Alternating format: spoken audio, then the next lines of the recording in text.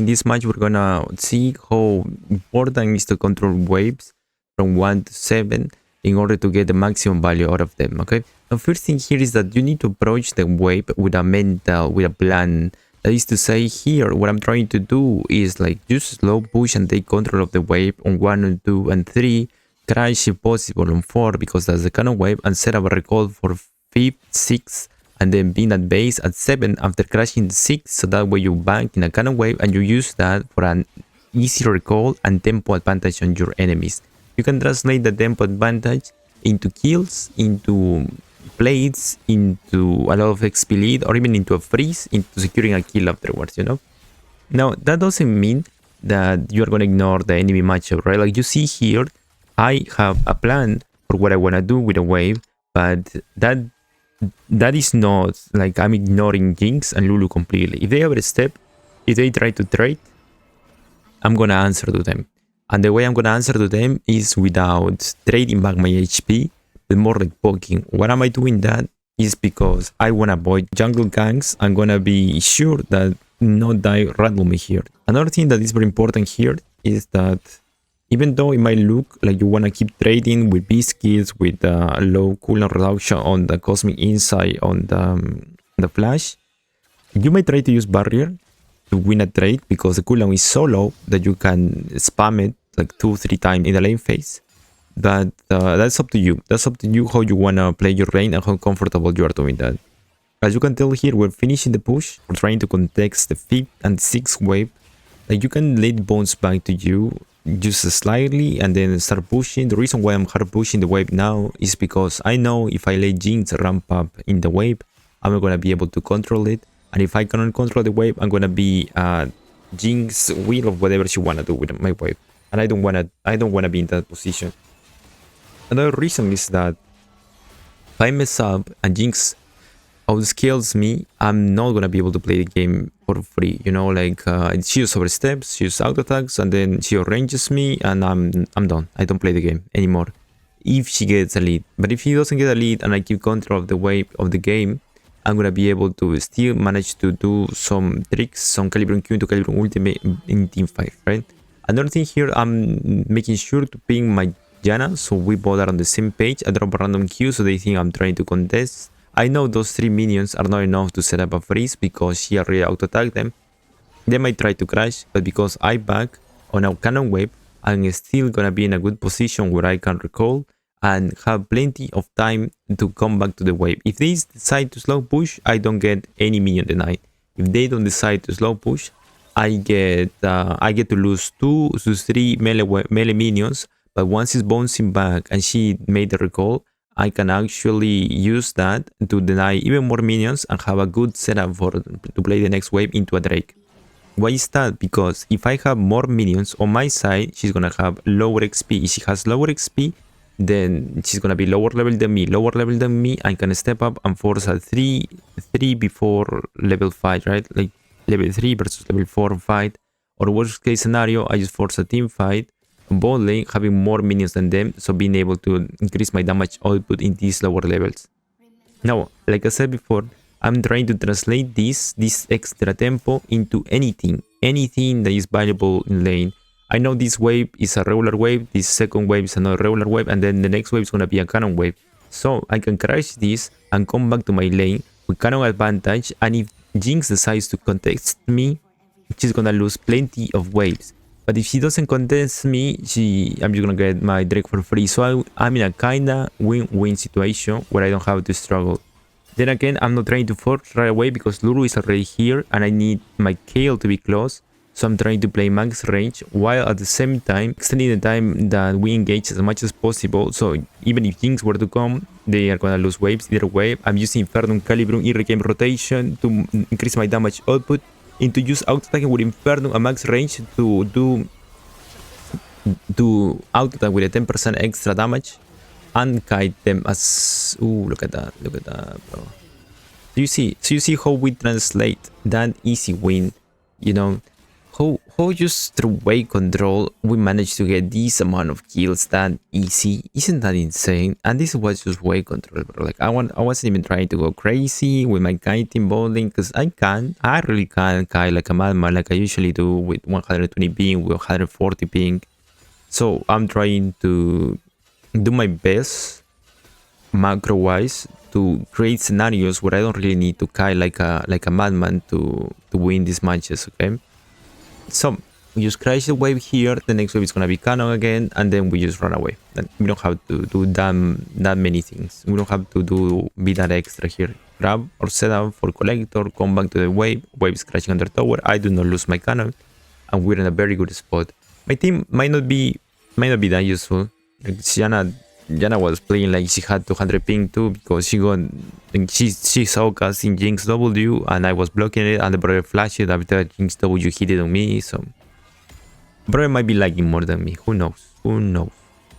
Either way, our main goal is keep our advantage without committing too much. Like for example, here I'm not afraid of fighting 1v2 because I know how much damage I can make. And if they overstep for a second and I'm still level 6, Inferno auto attack into Inferno Q into Calibrum ultimate, one shot.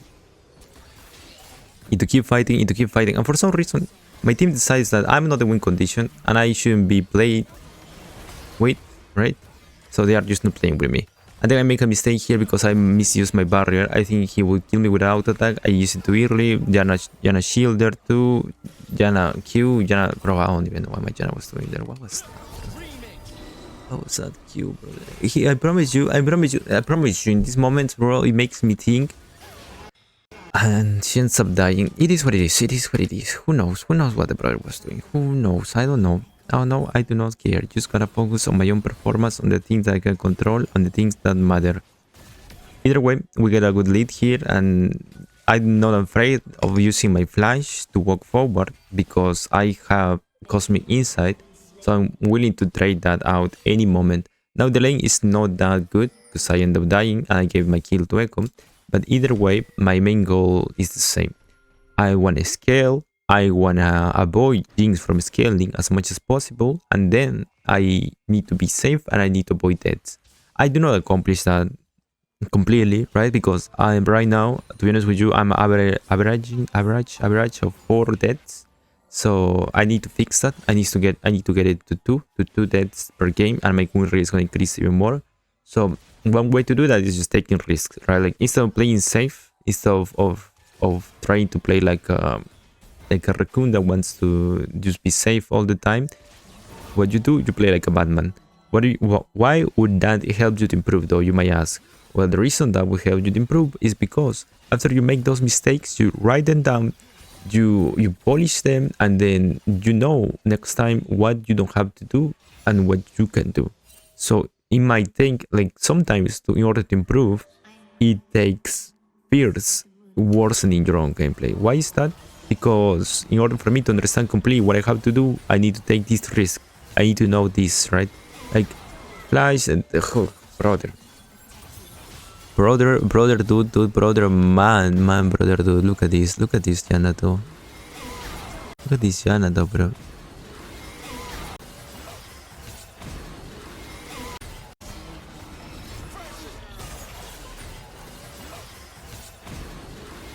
I'm sorry, bro. I'm sorry. Like, it just surprises me, brother. It just surprises me.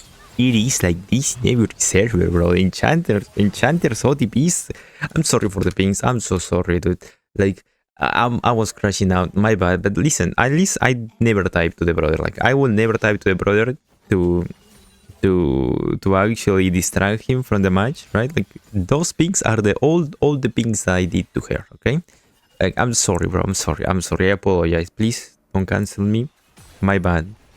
Either way, even though these things are happening and I make that mistake, what was that mistake, by the way? Like, I know we see the Jana being absolutely useless there, but I can only focus on myself, and the way that I can fix that is knowing that if Jana actually did not perform at all on the last team fight with Echo, before that what we saw on the tree bush, if she don't perform, then why would I expect her to perform when I'm trying to play against Irelia and Echo? Why would I expect that? And I know I don't win that. I know I don't win that 1v2.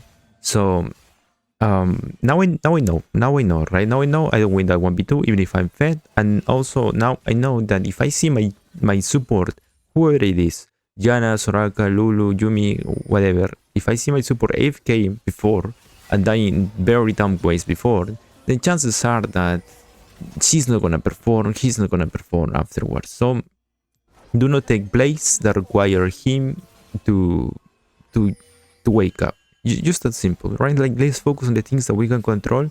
We can only control ourselves, so no more spam pingings, never type into the brother, never flaming. Just focusing on improving, just focusing on what I can control, on what I can do. Next step that we do in this position is trying to play around our Infinity Age second, because it kind of does more damage. It does more damage to targets that are not stacking armor. So in this position, what we want to do is play around our Viego here, pushing the wave, and try to look for something. If we cannot find anything, we're not forcing anything to, okay? We're not trying to look for a random kill here. We don't have Inferno Caliber setup. Like, look, just clear the wave, Inferno Q, Graviton Q, run away, reset. You have a lead, something that you can bring now, pickaxe, dagger, and then that's it. Now, why I'm not getting dagger here? That's another tricky thing. The reason why I'm not getting dagger here is because I'm not 100% certain that I'm gonna get feats of strength in this position.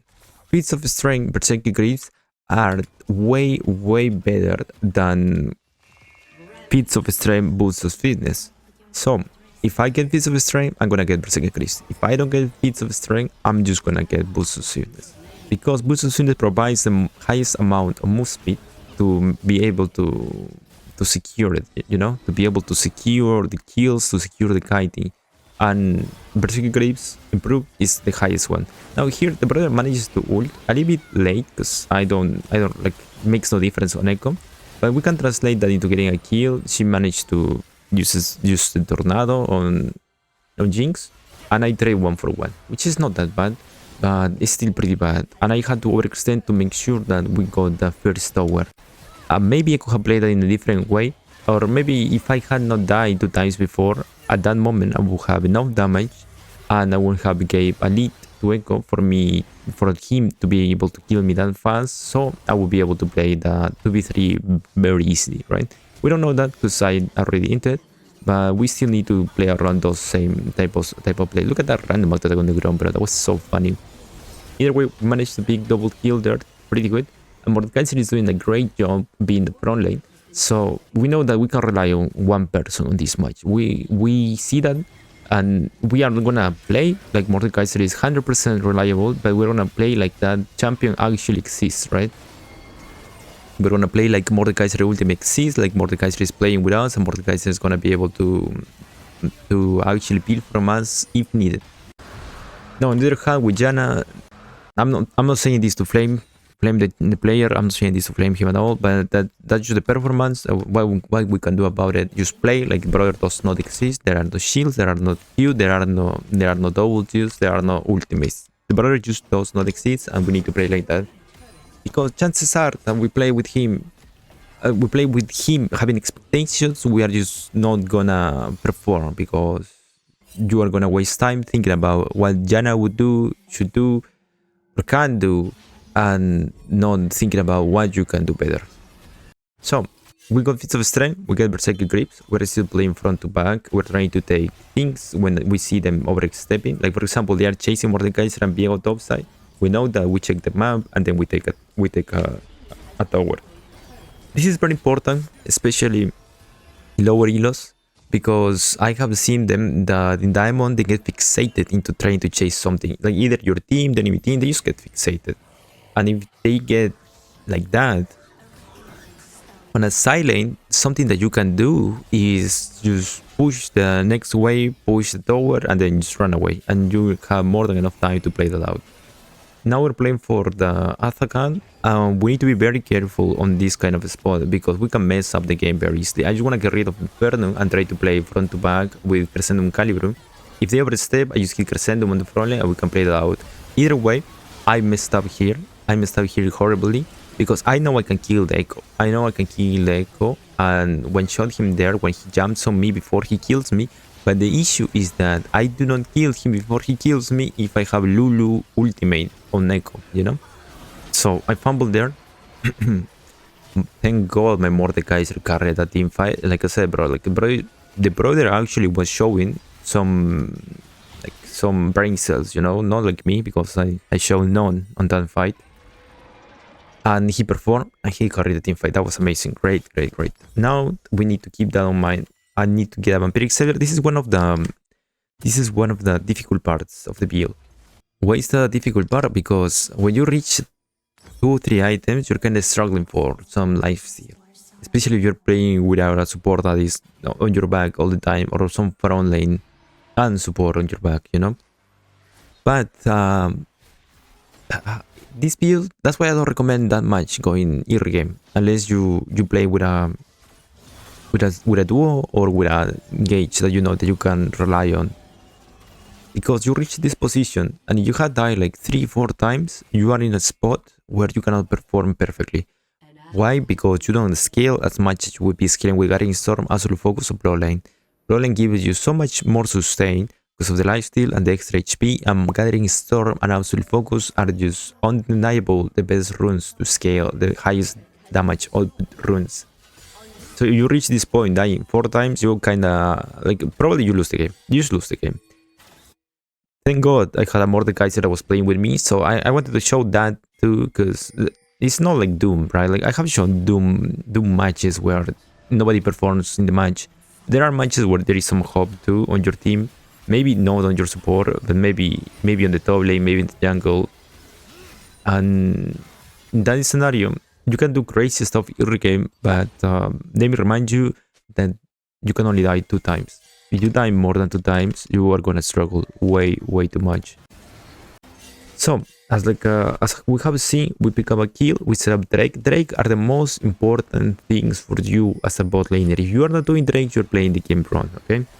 Now, I'm saying, no, keep this in mind too. Keep this in mind. I'm saying this as a perspective of average player, okay? Because me playing with 120p doesn't allow me to unleash the kiting demon, you know? Like, I just need to be very macro centered, and my macro is not that good, which is kind of like everybody. Like, most of the players that are gold, diamond, master, even the macro is not that good.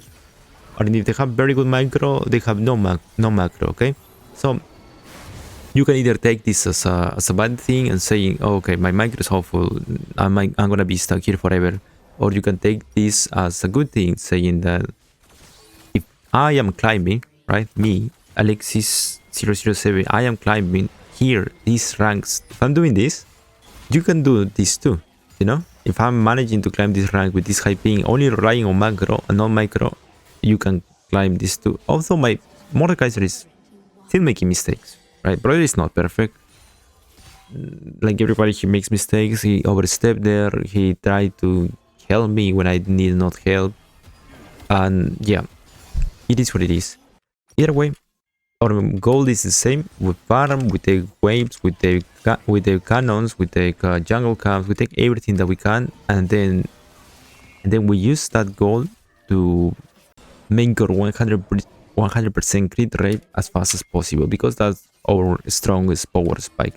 As you can tell here, I'm just jumping here through farm, go mid lane, go jungle camp, farm, go silent, out of the Irelia one time, farm. That's it.